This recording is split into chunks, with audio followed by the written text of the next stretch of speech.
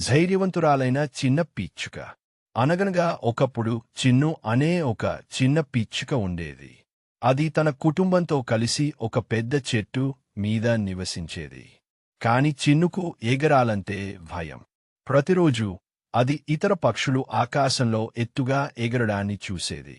ఒకవేళ నేను కింద పడిపోతే అని అది ఆందోళన చెందేది. ఒకరోజు బలమైన గాలికి చెట్టు ఊగిపోవడంతో చిన్ను తన కొమ్మ నుండి జారిపడింది. అది భయంతో కళ్ళు మూసుకుంది. కాని ఒక అద్భుతం జరిగింది. దాని రెక్కలు కదలడం మొదలుపెట్టాయి. అది రెక్కలు కొట్టుకుంటూనే ఉంది. మరియు అకస్మాత్తుగా అది ఎగరడం మొదలుపెట్టింది. చిన్ను కళ్ళు తెరిచి కింద ఉన్న అందమైన ప్రపంచాన్ని చూసింది. నేను చేశాను అని అది సంతోషంగా కిలకిలలాడింది. ఆ రోజు నుండి చిన్నుకు భయం పోయింది.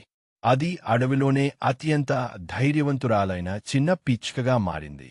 నీతి: మిమ్మల్ని మీరు నమ్మండి. మీరు అనుకున్నదానికంటే బలవంతులు. Bird sparkles.